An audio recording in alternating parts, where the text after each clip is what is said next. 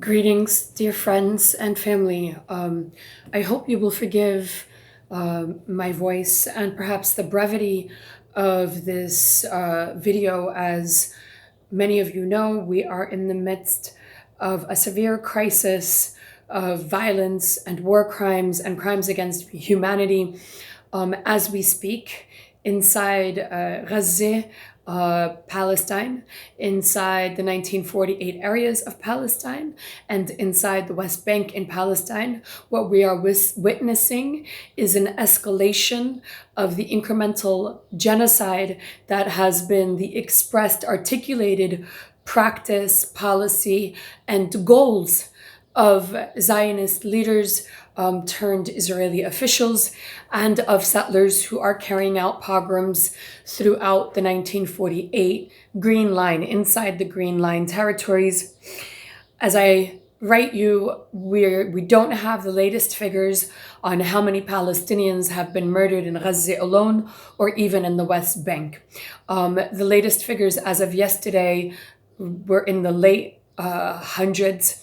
Based on the news that I'm watching live now from Palestine, from Gaza, we are probably there are more than 200 Palestinians that have been murdered in Gaza, well over 60 Palestinian children who've been slaughtered. We've seen the bombing of schools, high-rise towers, the Al Jazeera building, the entryways into all hospitals, which is exacerbating the possibility of, or making it impossible for Palestinians who are in critical condition or need life-saving attention, for them to access that attention, and for medical personnel to reach them in time. This is a severe crisis. This is a massacre unlike that we've seen in a very long time in Palestine, worse than the massacre against Gaza in the summer of 2014. And we're seeing the numbers reach and perhaps exceed the numbers of those murdered in the 2009 Israeli massacre.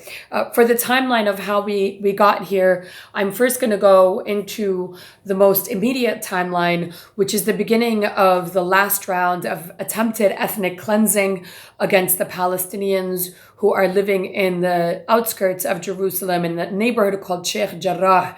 On May 3rd, Israeli settlers and in coordination with Israeli armed forces, proceeded to violently invade Palestinian homes under quote-unquote legal orders of the Israeli settler colonial judiciary system in the 1948 territories. And I remind people that Sheikh Jarrah is the third place that these Palestinians have been exiled to from their original homes, which are occupied by other people in their original lands, who are occupied by Zionists, now called Israelis, in the areas of and surrounding Haifa and Jaffa.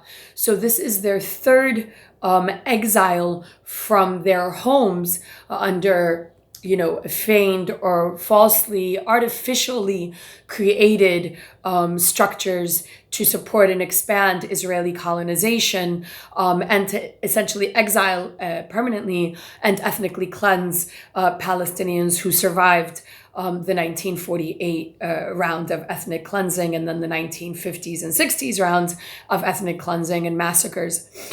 So that happened on May 3rd. The people of Sheikh Jarrah refused to leave, refused to be pushed out of their homes, did not submit to the will of the armed home invaders, and put up a resistance and a call for support. Palestinians from the surrounding areas began that support, political and physically, peacefully standing in the way of the violent armed settlers and forces. On May 7th, this began to expand, but on May 7th, as we came into the last days of Ramadan, we saw Israeli forces flanking Israeli settlers who were trying to storm and did storm, in fact, Al-Aqsa at the same time that they were trying to storm and attack physically Palestinians who were trying to stay in their homes in Sheikh Jarrah. All of this was happening on video and social media, which was very quickly accessible to the rest of Palestinians throughout Palestine, 1948 areas, Green Line, the West Bank, Jerusalem, Palestinians, and of course Palestinians in Gaza. Between May 7th and May 10th, there were very violent attacks by settlers joined by Israeli armed forces against Palestinians in Al-Aqsa, in Al-Quds, and surrounding the areas of Sheikh Jarrah, Al-Quds, Jerusalem. And between May 7th and May 10th, over 700 Palestinians were injured by Israeli forces, who had also barricaded and invaded the Al-Aqsa, the inner part of the Al-Aqsa compound, attacking people as they were praying on the outside of the Al-Aqsa compound and on the inside of the actual physical structure where people pray. And as others took refuge in the office of the sheikh, who leads the call to prayer in Al-Aqsa, they were also attacked and invaded. 700 Palestinians were injured. Several Palestinians were murdered by Israeli forces and by settlers. And it was on May 10th that people from the 1948 areas who came into Al-Quds and Al-Aqsa areas to help protect and defend Palestinians from Israeli violence and incursions, called on the Palestinian resistance forces in Gaza to help them defend against the ethnic cleansing, the invasions, the murders, the attacks against them that were happening.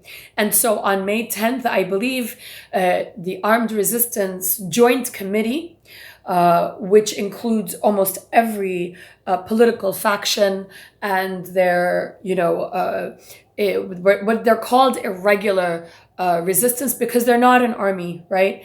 They're Palestinians who are trapped in Gaza and have been trapped in Gaza literally under a siege, not allowed to leave or enter but for exceptional conditions, who are provided limited materials to survive, who are placed on a calorie counted diet since 2006 to date. So they're called, under international legal and political terms, an irregular defense force, an irregular resistance force, comprised not of an army, but all of these factions representing all Palestinian political parties, excepting one or two, issued a notice to Israeli forces saying, please remove your forces from Al-Aqsa, from surrounding Al-Aqsa, from Jerusalem and Sheikh Jarrah within 2 hours. Please remove your forces. Otherwise, our people in those areas who are being attacked are asking us to respond, and we will have to respond to protect Al-Aqsa, to protect the Palestinians in the surrounding areas. And they did. And in response, we've been seeing hundreds of precise Israeli missiles hitting Palestinian homes, residential towers, schools, the areas surrounding hospitals. It's been a slaughter.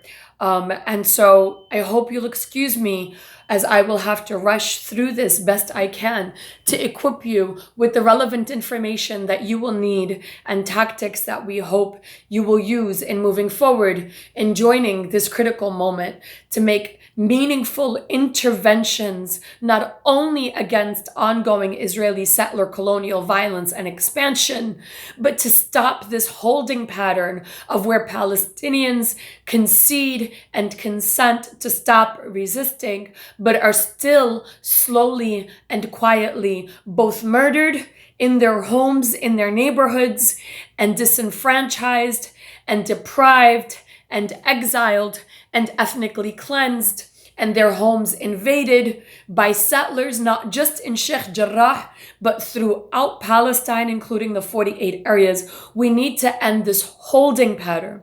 And a critical part to doing that is to knowing that it's not just by way of financial support that our government is funding this, right? just by direct financial support, but by political support, by express encouragement, almost incentive. The Biden administration is currently giving a green political light to Israel to continue both its massacre and slaughter of civilians in Gaza, in Palestine, and in the West Bank. 11 Palestinians to date, as of yesterday actually, have been murdered in the West Bank, one of whom is my cousin. Another is a 15-year-old boy who was shot in the head at point blank just 1 or 2 days ago. The Biden administration, each time they are saying that Israel has the right to defend itself in response to whether they are going to intervene, to say anything, to stop the Israeli violence, their response has been that Israel has the right to defend themselves. And this is not accurate, actually. Israel does not have the right to act in defense of crimes against humanity and war crimes, which it has been committing, not since May 3rd, not since 1967, and not just since the 1950s and 60s, but from the date of inception of Israel, it has been by law engaging in acts of war and crimes against humanity, which it is not authorized to use further armed tactics to defend against. So when the Biden administration, when anybody says that Israel has the right to defend itself, what they are saying is that Israel is and should be encouraged to continue engaging in crimes against Palestinians, and that Palestinians are not allowed, or we are not going to let them resist that. And that's not the law. That's not justice, and that's not what the law says. I'm going to begin talking briefly because this is publicly available information. And in the very least, what we owe our people now is to educate ourselves. It takes a few minutes. There are many credible sources that you could easily access. So I'll begin with the lead up to 1948. Nakba commemorates 1948, which is when 2/3 of the Palestinian population and 78% of Palestinian land was taken by Israel. 2/3 of the Palestinian population was exiled and killed, and 78% of Palestinian land was taken by what was then formed just at that same time was called Israel. There had been no Israeli state. There had never been an Israeli state in Palestine previously. We can discuss that later. You can look at the talking points by AMP on states hadn't been in existence until the Sykes-Picot Accords. States are a phenomenon that existed from the 1600s forward. So there had never been an Israeli state in Palestine in the history of the world. And so when it was formed for the first time in May of 1948, it had stolen 78% by that time, 78% of Palestinian land, and had kicked out 2/3 of meaning the majority of Palestinians out of their homes and off their land. Before this, in the lead up to this, the Zionists, right, who had been armed and equipped by European forces, specifically by British forces who had been colonizing Palestine, and who by mandate of the UN were ordered, because in fact the UN was largely established to begin the decolonization of the world powers at the time, the decolonization of the world. And so the British mandate and the British colonizers were directed and agreed to end their colonization. Understanding the geomilitary strategic significance, the advantage, political and financial and military, that Palestine holds for every other world power that's come through our borders and through our lands, they decided that they would work with European Zionists who are already had been already lobbying to continue the colonization project of Palestine by a proxy through Zionist organizations, including the World Zionist Organization, promising that they would continue to light the beacon of colonialism in the world by colonizing Palestine. So Zionist forces, the Irgun, the Haganah, the Stern, the Lehi gangs, formed literally gangs which engaged in some of the most brutal, gross massacres and slaughters of unarmed Palestinians, of men, women, and children. Stories that I can't bear to recount, but that you can find across news and UN and Red Cross articles, engaged in massive campaigns of lynchings, burning families quite literally, lynching and raping Palestinian children, massacring towns, literal barrel bombings into Palestinian village, massacre after massacre, causing the flight and the escape of Palestinians, the majority in 1948. But it didn't end there. It wasn't like May 1948, they literally walked into Palestinian homes, some of those homes had the residents, the murdered Palestinians, laying outside of their homes as they walked in to sleep into their beds. So the intimacy and the brutality of the violence that we call, 1948 territories, the Israelis that you see living in those homes are the descendants of the people who committed those crimes. They are either them or their children or their grandchildren. So it didn't stop there. It wasn't like that was sufficient.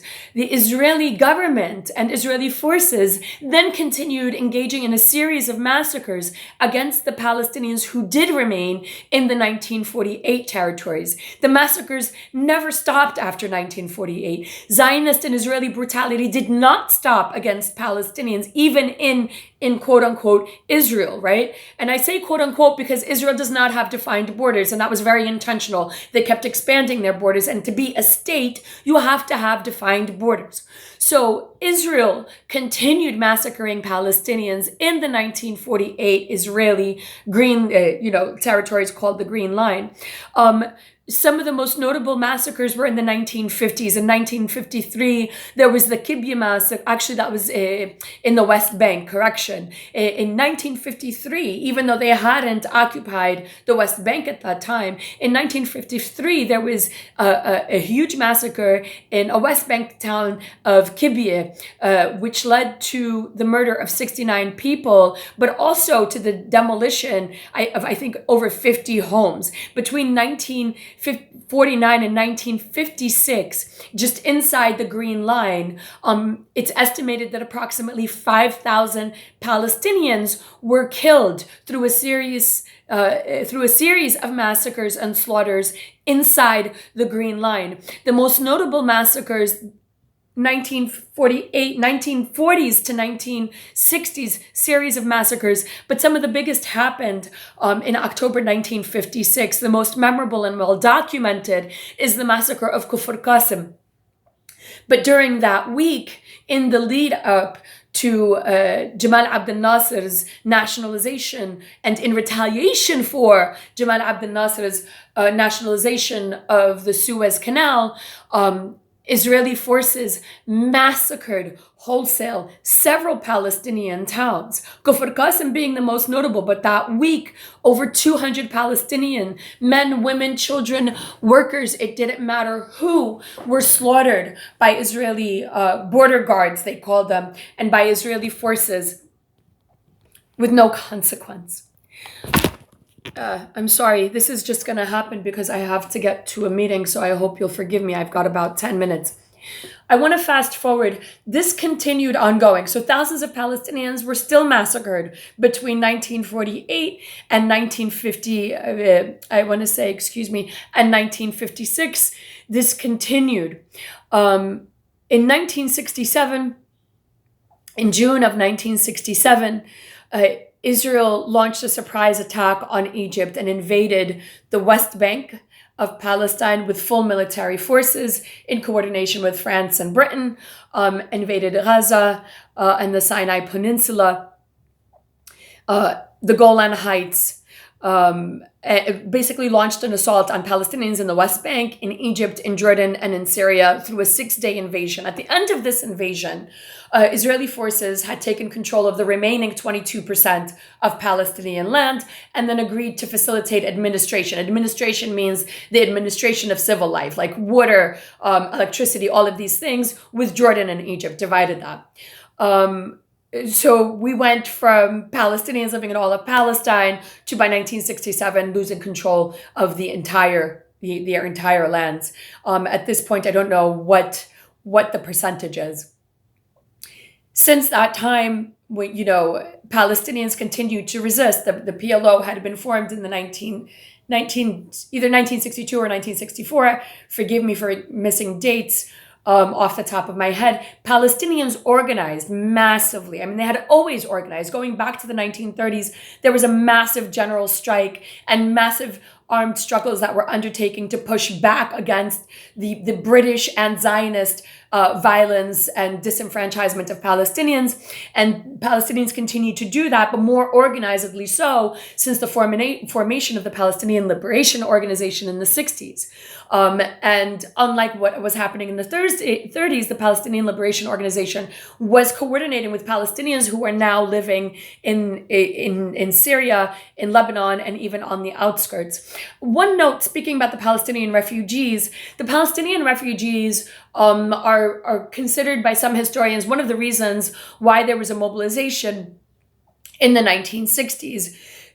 Palestinian refugees actually, and I misspoke. I misspoke about the 5,000 Palestinians that were killed. Those 5,000 Palestinians that were killed from 1949 to 1956 aren't just the Palestinians that were massacred in the 1948 area, is a critical point.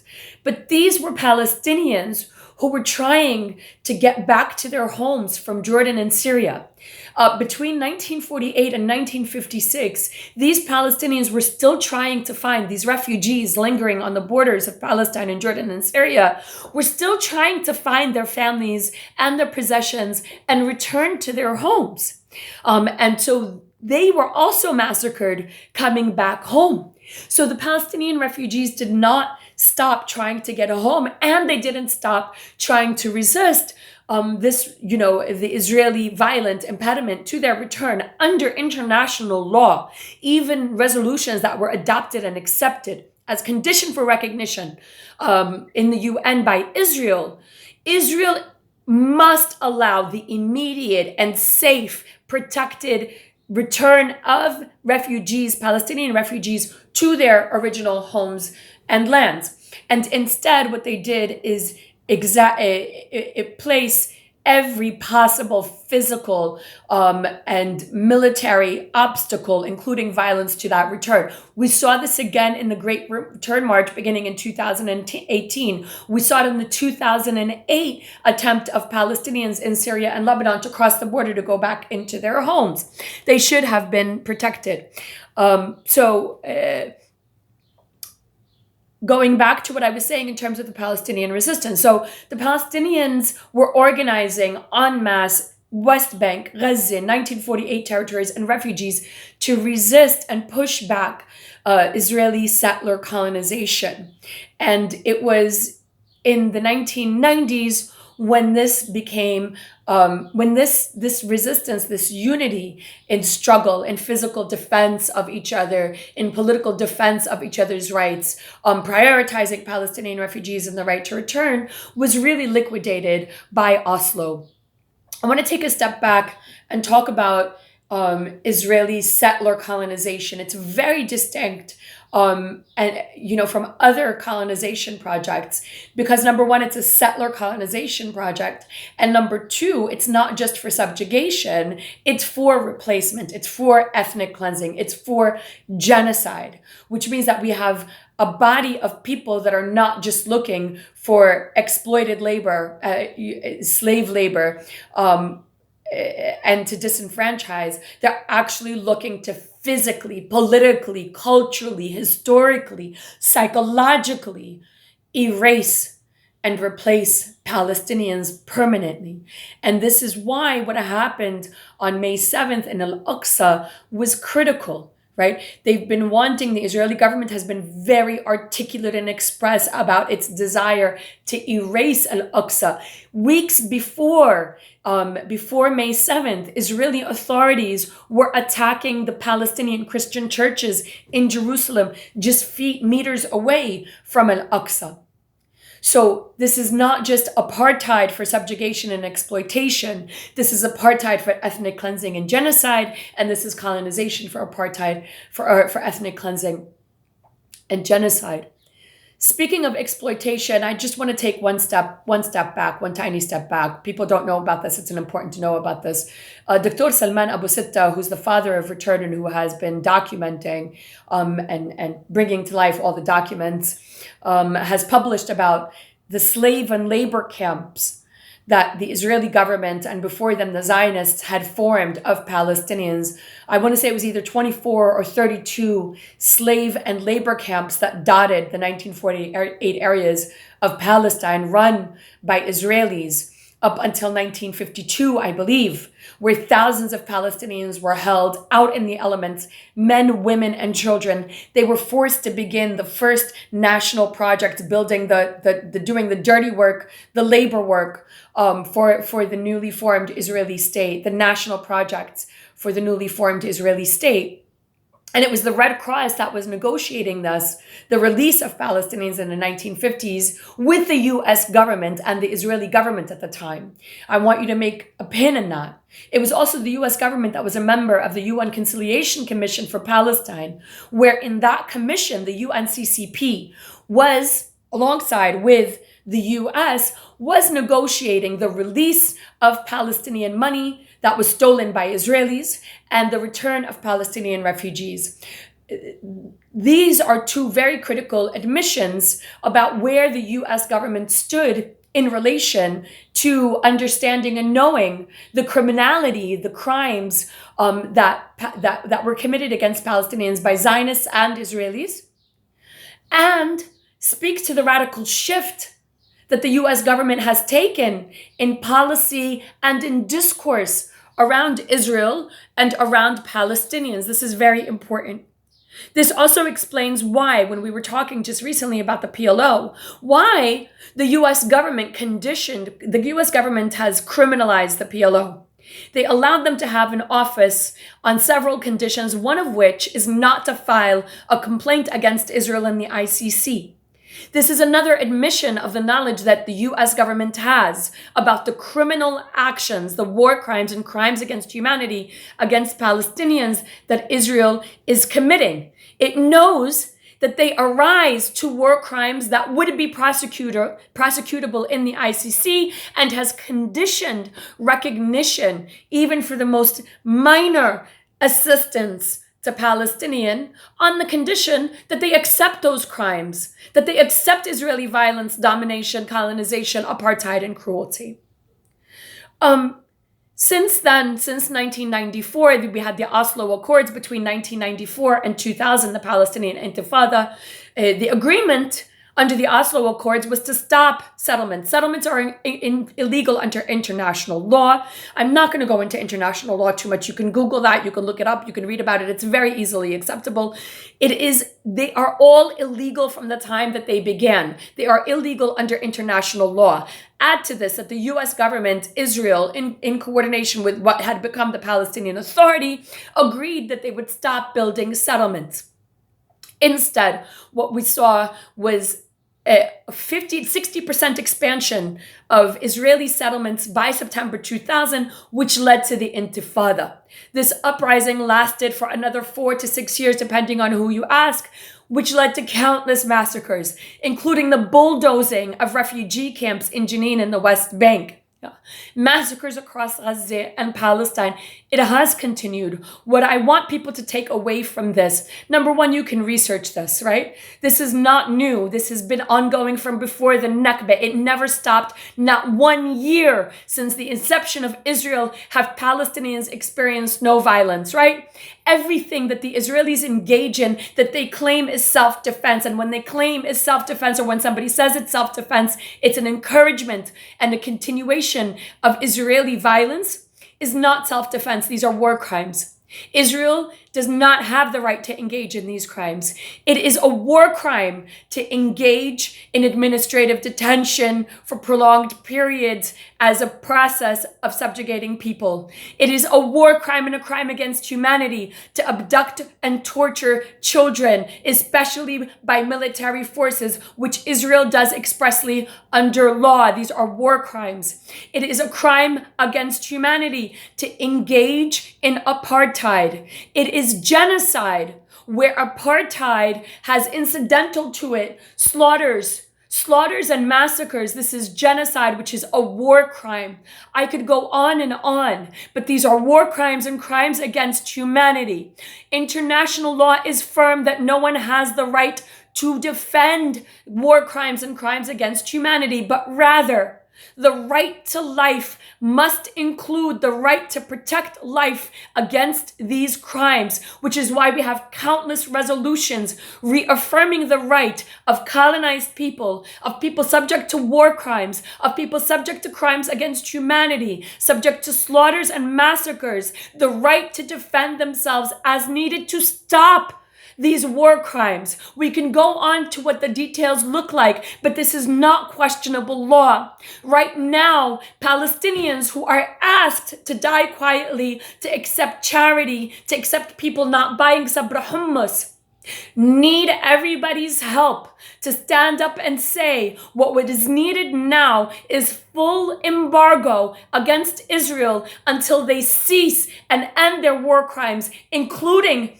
their settler colonization projects across Palestine, and they dismantle all institutions of Israeli apartheid. Direct action is needed. Full embargo, full sanctions until those two things happen. And what we need right now is immediate passage of life-sustaining supplies to Palestinian and defense, self-defense supplies to Palestinian. Otherwise, we are witnessing the wholesale genocide of our people, Palestinian people in Gaza, which is going to expand. We're watching the pogroms happening across the West Bank and across the 1948 areas. This is a continuation and escalation. We're facing 1948 to 1956 level massacres. This needs to stop. You have the resources. I have to get on a call. This is the best I could do for now. We can continue later. My apologies, my gratitude. Be strong. Take a moment to read, activate. Follow Al-Awda New York and Al-Awda National, AMP, American Muslims for Palestine. There are countless Palestinian-led organizations who are there to tell us what to do. Follow them. Thank you.